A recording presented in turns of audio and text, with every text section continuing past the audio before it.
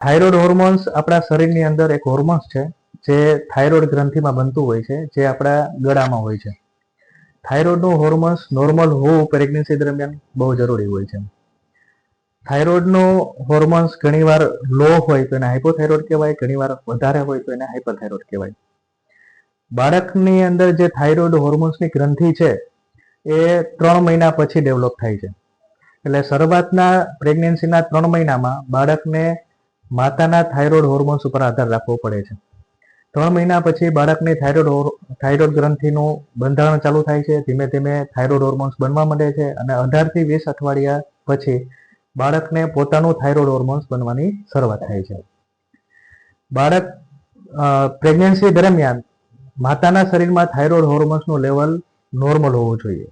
જો એબનોર્મલ હોય તો ઘણીવાર એબોર્શન થવાના ચાન્સીસ હોય, ઘણીવાર પ્રીટર્મ ડિલિવરી થવાના ચાન્સીસ હોય અને બાળકના ચેતાતંતુઓનું ડેવલપમેન્ટ સૌથી વધારે શરૂઆતના 3 મહિનામાં થતું હોય છે.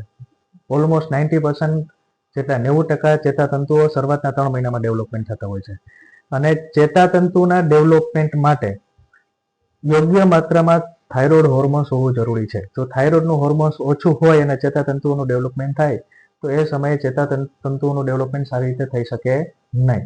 એટલે બાળક ઘણીવાર લો આઈક્યુ વાળું આવે, ઘણીવાર ઓછું હોશિયાર આવે, ઘણીવાર મેન્ટલ રિટાર્ડેડ બી થવાની શક્યતા હોય છે. એટલા માટે પ્રેગ્નન્સી દરમિયાન થાઇરોઇડનો હોર્મોન્સનો રિપોર્ટ કરવો જરૂરી છે.